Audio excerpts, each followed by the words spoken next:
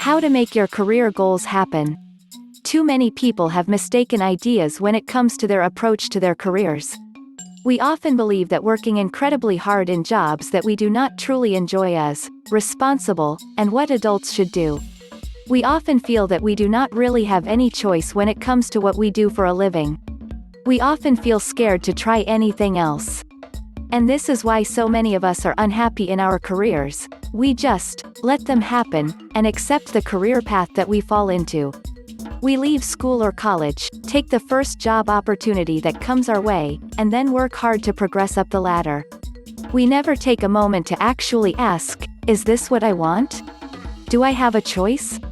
Here are some ways to apply the principles of effective goal setting to making progress in your career. Knowing what you want. It is time to acknowledge that you do not have to continue working a job you do not like, and there is no reason that you even need to focus on your career at all. The first myth we need to dispel then, is the notion that you need to get your sense of satisfaction and progress from your career at all. That is to say that you should be able to get the same satisfaction from a hobby. We often feel that our sense of self-worth and achievement is tied up to our careers, and that we need to work harder and harder in order to feel like we're progressing in life. But while you might be CEO of a logistics company, you are still ultimately in charge of making sure people get staplers, when your passion might be painting works of art. This is why you can often do better to simply switch your focus to your extracurricular activities. My sister did this as an artist when she realized that the reality of her intended field, creating props for movies, was not quite as idealistic as she had hoped. So instead, she took on a job that would pay the bills by working as a saleswoman, and then used her spare time to work on her creations in her own time. She has gone on to receive quite a following on social media and has sold several of her works to private buyers. So although her career isn't something she gets particularly excited about, she still gets that sense of progress and excitement, and doesn't need to keep taking on more responsibilities to feel happy and fulfilled. And that also brings us to the other point. Your wealth is not entirely determined by your career either. You can just as easily augment your income through other means, whether that means renting out your room or whether it means cutting the neighbor's hair. This is once again why it is important to consider the precise nature of your goals. If your goal is to be richer, then you can do it by shrinking expenses, by finding other sources of income, etc. If your goal is to get more status, then you may be happy to progress in your current career. If it is to be fulfilled in your artist endeavors or to be acknowledged for your ideas, then you may prefer to focus on working on projects outside the office. This is essentially what we refer to as lifestyle design. Lifestyle design means that you are focusing on what you can do to create your perfect lifestyle, and you're looking for the path of least resistance to get there. This might not mean working more, it might mean working less and even taking on a menial job, so that you can put more energy into other areas of your life. Heck, it might mean creating income from elsewhere so that you can afford to work 4 days a week. Why not? Creating a risk-free strategy. Fear has power that can prevent us from going after our goals. This is especially true when it comes to achieving things in our careers. And for that reason, it makes sense for us to take a look at some of the things we can do to make our career goals less risky. For example, a lot of people will make the statement that they want to look for another job but that they cannot because they have too many responsibilities. They might even make the unfounded claim that they would not be able to find another that would pay the same salary, without looking.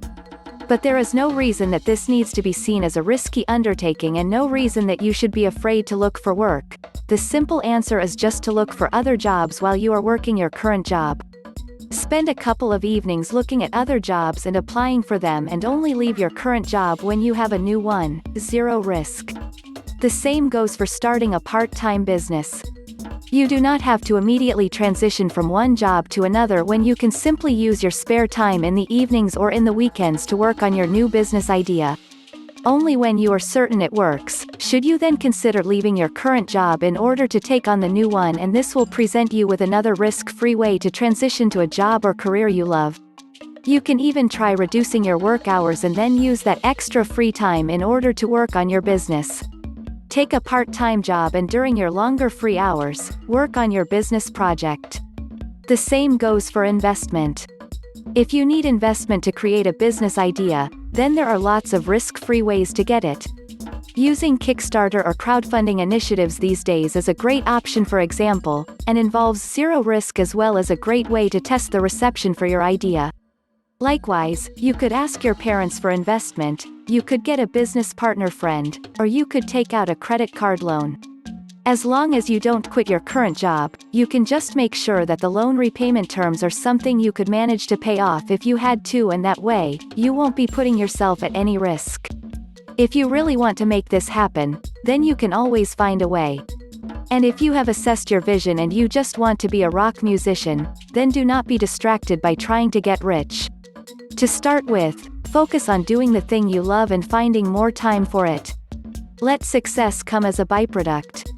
As soon as you start working on your project, you will find that it is rewarding and you now have a drive and passion that wakes you up in the morning and makes you more animated, more passionate, and for others you will be more exciting to be around. It does not even matter if you are a success. And that is why you should also view failure simply as a chance to reassess your strategy and try something else. When you take this approach, there is really no way you can fail. The path of least resistance. Remember, genuinely going after something you want means taking the most direct and practical route to getting there, the path of least resistance. In this case, that means creating a business idea that you can realistically accomplish or designing one around your current contacts and ideas. One common mistake that a lot of people make is coming up with ideas they think will change the world. If that is your vision, then it does not also need to be a money-making venture to begin with. But if your vision was to become wealthy, maybe to gain financial independence, then the most effective way to accomplish that goal is to focus on tried and tested methods for making money. That is to say that you do not need to break the mold and come up with whole new business models. You do not need to become the next Mark Zuckerberg. Because there are billions of these huge projects that fail every year. Meanwhile, just count the number of successful shops, clothing lines, resellers, building companies, hairdressers, and the likes. There is nothing wrong with taking an idea that you have seen work and then just following it through to the letter. You now have a blueprint for success and you aren't having to reinvent the wheel. Likewise, think about your resources and contacts. If you happen to know the editor of a gardening magazine, then that is an incredibly powerful contact to have and you should make the most of that. Start a gardening service and use them to advertise. You should also play to your strengths, and if you know a lot about gardening, then once again, this is a good choice for your career. Very often, branching out, no pun intended, to start your own business will make the most sense if you stick in your current industry. This way you will have the expertise, experience, and contacts to give yourself a great head start. Assess your current situation and your resources. Make a list of everything you have available to you, all your skills, all your limitations, and then think about what business and lifestyle changes will help you. The fail fast model.